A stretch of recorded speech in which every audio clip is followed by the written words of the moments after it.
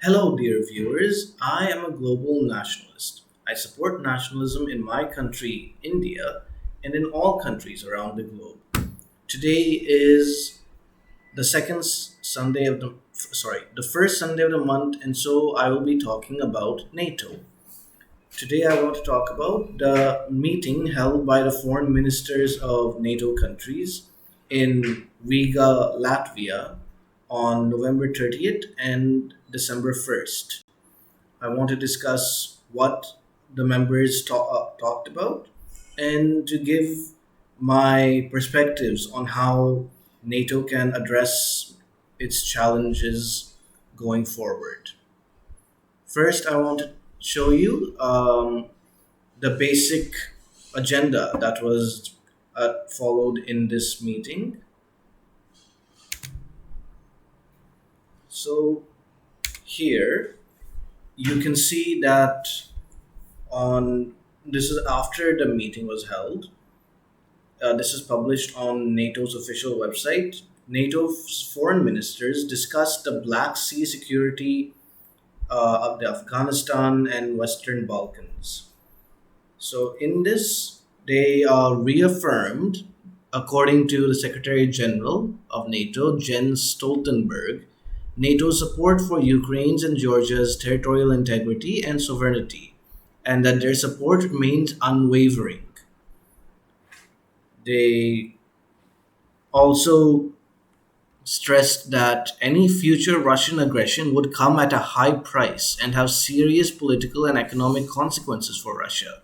The Secretary General said ministers also discussed what lessons to draw from the alliance's almost 2 decade long mission in Afghanistan.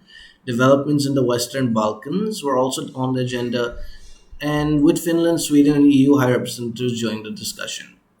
So here we can see that NATO talked about all the most pressing issues of its time, and which are its conflict in Ukraine with Russia, uh, the developments in the Western Balkans, which refers to the migrant crisis on the border of Poland and Belarus, and the reason that Finland and Sweden are present, even though they are not members of NATO, which can be seen here.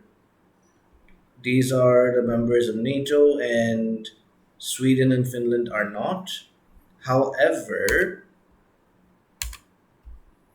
because they are partner nations of NATO, they are allowed to join this ministers meeting.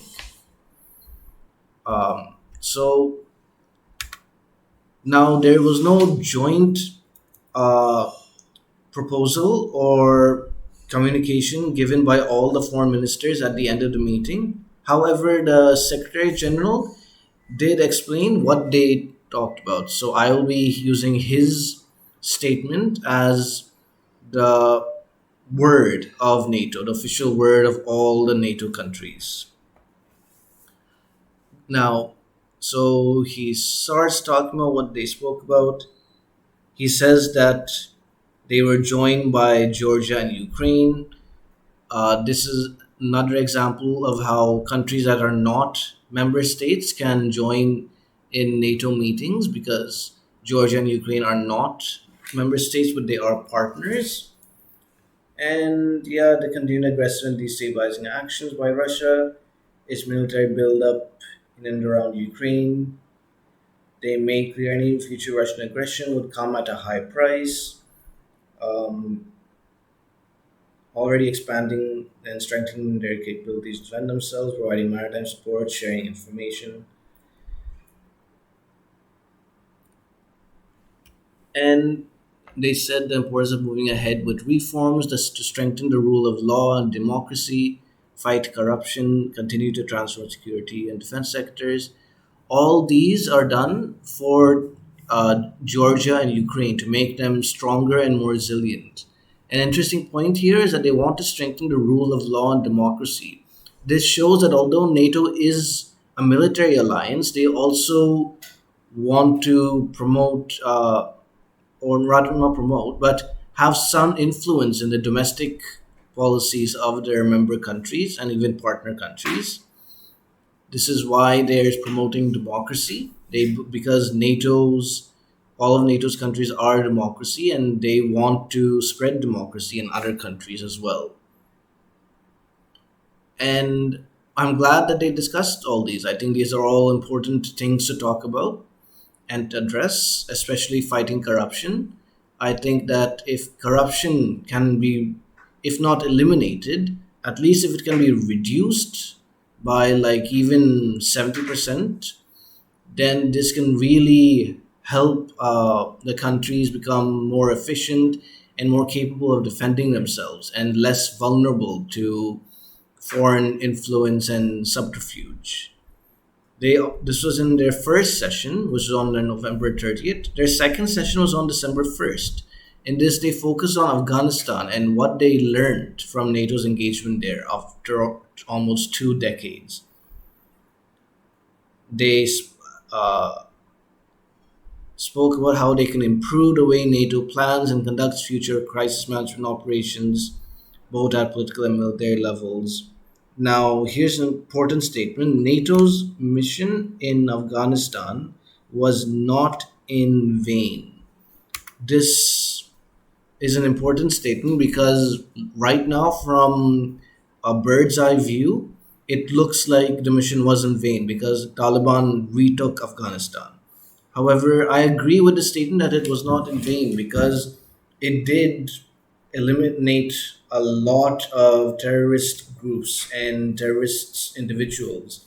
It has made the Al Qaeda incredibly weak, nowhere near as strong as it was in the 2000s and 90s.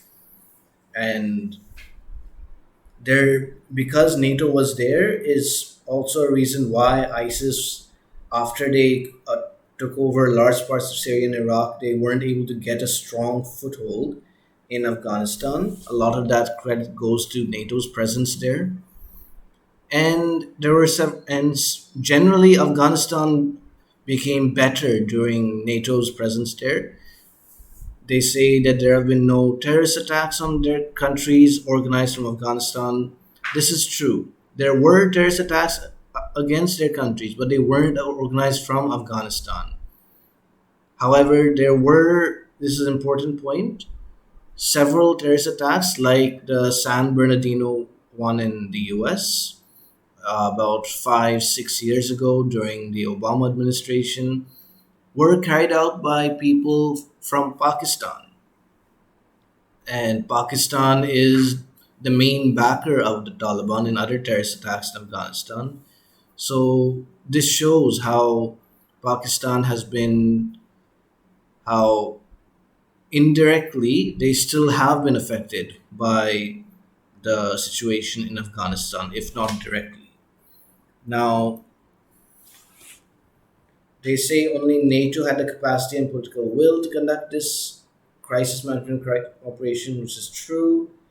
And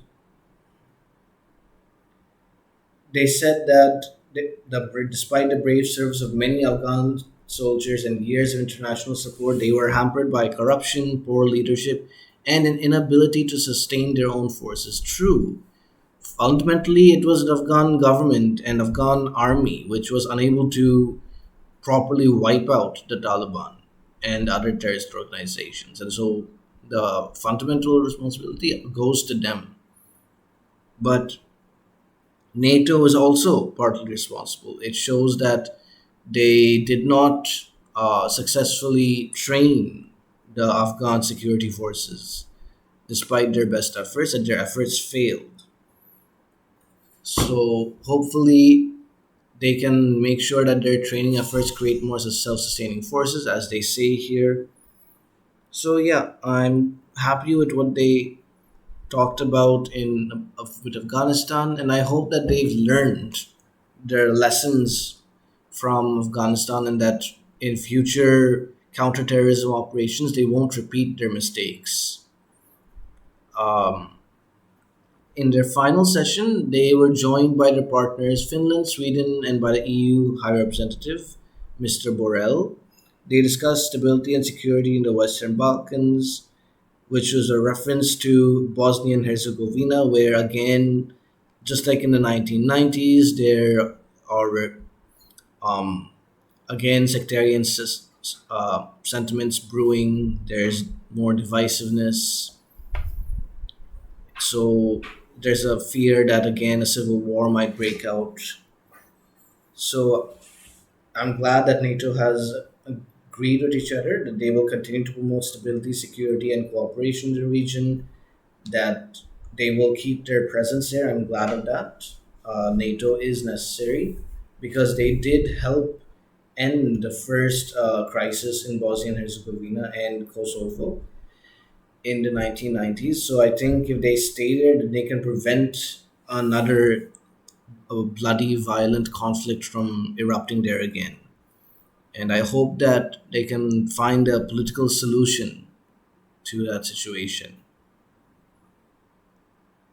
Now, here are um, then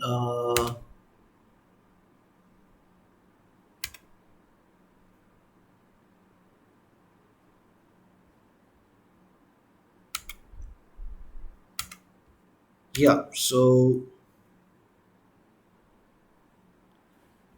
here are the questions that were asked in the press conference to the spokesperson Oana Lungescu.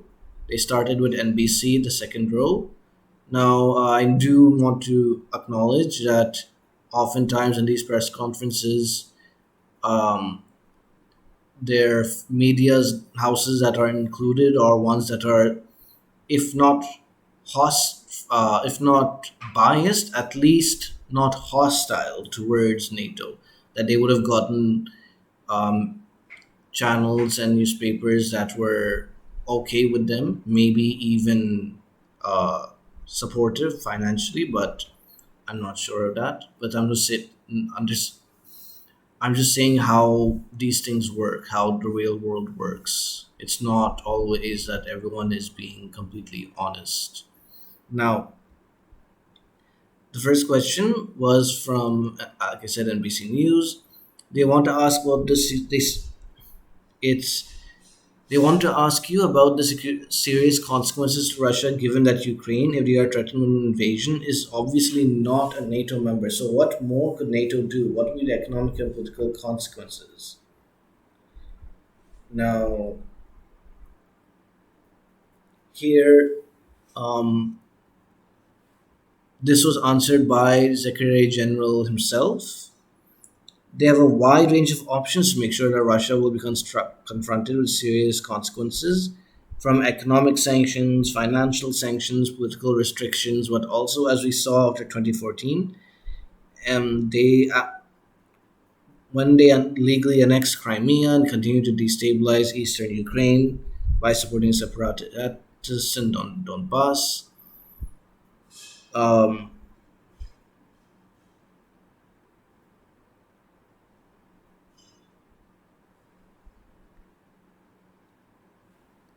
So they also talk. He also talks about the support provided to Ukraine with capacity building. We monitor very closely. Again, he does admit that there's a difference between a close and high-value partner, Ukraine, and NATO allies. So ultimately, here it's an interesting answer. He says what they will do, but he doesn't explain how these will deter Russia. Because again, when Russia annexed Crimea, whether one believes it's illegal or illegal, I have given my thoughts on that. I don't already in previous videos. I don't want to get back into that. So, with the sanctions that they put, this did not cause Russia to leave Crimea and to stop their activities in eastern Ukraine. They continued to do so, and however, they did suffer economically very badly, but they haven't changed their strategic and political activities in Ukraine. So I do think that NATO will have to be take further actions, maybe doing stuff like starting politically blacklisting Russia, especially in the United Nations, having countries rally against them and stuff. So I think maybe military. I think, but that is, I think, the last option. I really hope that it doesn't come to a military solution. I've said before that I think that they should accept that Crimea is with Russia. Crimea wants to be with Russia. And the separatists in the Donbass have already said that if the government in Kiev invades the Donbass, and they will seek support from Russia. So I think that this has to be an internal matter of Ukraine. And what NATO should do is make sure that Western Ukraine, where the Ukrainian ethnic and linguistic speaking people are residing, are not attacked. And that they must make sure that Russia does not attack Western Ukraine. And simply to, I think, let the Donbass be a autonomous region in Ukraine, but part of Ukraine still, and to allow Russia to have Crimea. That's a dead issue now. So I think that would be the best solution. And an good, interesting point to be made about this is that Putin has said that NATO placing uh, very like dangerous striking weapons in Ukraine. That if NATO continues to move further into Ukraine, would be a red line for Putin. And this means that if that happens, then Russia would react. So I hope NATO does not do that. I hope NATO respects Russia's red lines. And in turn, I hope that Russia respects Ukraine's and NATO's red lines, which are that Russia would not invade Ukraine, would not start a war. I think that is another red line that both countries have to establish. So I think that militarily, right now, what needs to happen is that Russia and NATO have to remove their troops and weapons from the Ukraine Russia border and push them both pull them back into further into their countries, and to simply seek out a diplomatic solution to this within the Minsk agreement. I said this before. The Minsk agreement is the best solution. Just follow it. Don't uh, ignore it. So yeah, that's how I view this meeting. I think it was a successful meeting, and um, I hope that NATO will protect its members and also its partners to the extent possible. And I hope that the situation in Ukraine will be resolved peacefully. Really, I just do not want to see any further conflict. About 12,000 people have already died from this, more than 12,000, which is a great tragedy, especially in modern times when warfare is so reduced. I just hope that cooler heads can prevail in the situation. And if you want to see uh, further videos in my playlist on NATO, click here. If you want to see further my previous video I made, click here. If you want to see links to my resources I used in this video, click in the description below. Thank you for watching. Vande Mataram.